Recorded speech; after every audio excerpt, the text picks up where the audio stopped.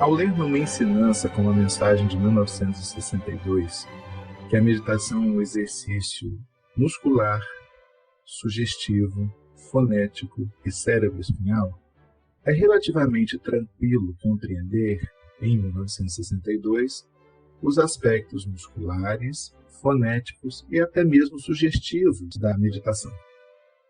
Porém, muitos detalhes do componente cérebro-espinhal, por exemplo, só foram elucidados ao final da década de 90 do século XX. Sem querer ter qualquer conotação profética, isso faz com que, sem dúvida nenhuma, tenhamos evidências concretas de que a ensinança de 62 foi escrita com um conteúdo que era além do conhecido em sua época. Tentando compreender melhor o componente ou a dimensão cérebro-espinhal dos exercícios ascéticos, nós vamos precisar remontar ao próprio processo de origem da vida no planeta Terra e, ao mesmo tempo, compreender a vida no senso mais amplo da manifestação da divindade, como aprendemos em Kafka. Isso porque a Reia, a manifestação de Res, não deixa nada de fora, nada do que percebemos. Então, tudo, absolutamente tudo, o que percebemos, pode e é entendido como vida. Tanto assim que uma das características que mais permitem uniformizar a compreensão da vida é a reatividade, ou a capacidade de reagir a estímulos. Essa capacidade de reagir começa muito antes da organização celular. Muitas moléculas, inorgânicas inclusive, são capazes de reagir a estímulos, por exemplo, formando cristais, fazendo reações químicas, produzindo luminescência. E à medida em que essas moléculas foram se organizando, essa capacidade reativa foi sendo transferida para os organismos que nós chamamos biológicos. Algumas dessas moléculas, por exemplo, vão formar estruturas muito complexas, como as membranas celulares, que por si só geram respostas, mas também conduzem estímulos que às vezes vão gerar respostas em outras regiões bem distantes de onde o estímulo se originou.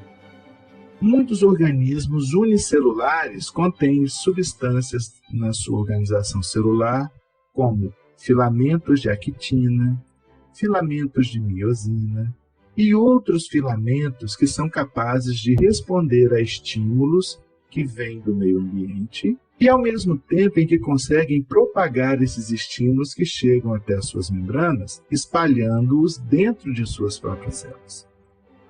Na medida que os organismos unicelulares foram se reunindo em organismos pluricelulares de múltiplas células, essa capacidade de responder a estímulos, ou mesmo de conduzir estímulos gerados, foi se especializando nos diferentes tecidos. Organismos muito simples, como as planárias, que nós chamamos inclusive de vermes achatados, eles não chegam a ter um cérebro desenvolvido como o nosso, mas eles têm o que nós chamamos de um tubo neural, que foi a primeira estrutura, componente, por exemplo, do sistema cérebro-espinhal, que passou a conduzir estímulos do ambiente para toda a musculatura da planária, que faz com que ela se mova para frente e para os lados, faz com que ela possa contrair-se, diminuindo o seu diâmetro, e faz ao mesmo tempo com que ela possa alargar o seu diâmetro, relaxando a sua musculatura. Esse tubo neural foi progressivamente se tornando complexo e houve um determinado momento onde os invertebrados, como a planária, foram se ampliando de tal maneira que passou a existir uma carapaça externa que protegia não só a musculatura do corpo, mas também esse tubo neural que começava a formar um primórdio do que seria o encéfalo, com uma estrutura que nós chamamos hoje no nosso corpo de ponte. Existem determinadas situações que se resolvem no nosso corpo como se nós fôssemos organizados como uma planária, ou seja, como se não tivéssemos cérebro. Por exemplo, se nós tocarmos com a mão uma chapa quente, imediatamente há um comando que chega até o nosso músculo que faz largar a chapa quente.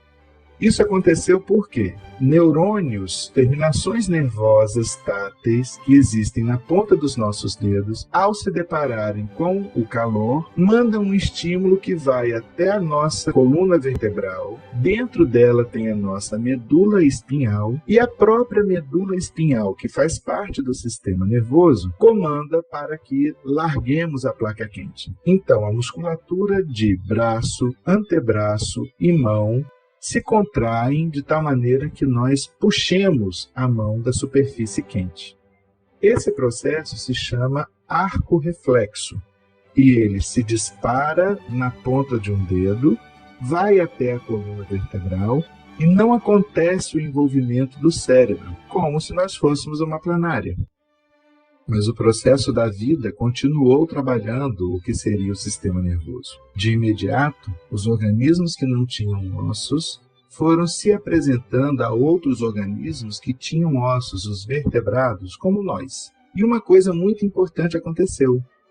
A medula espinhal, antigamente chamada de tubo neural, ela passou a ser protegida por um conjunto de ossos chamados de vértebras e que, empilhados e organizados, vão formar o que nós chamamos de coluna vertebral, cujo ápice sustenta a nossa caixa craniana, os ossos que formam o nosso crânio.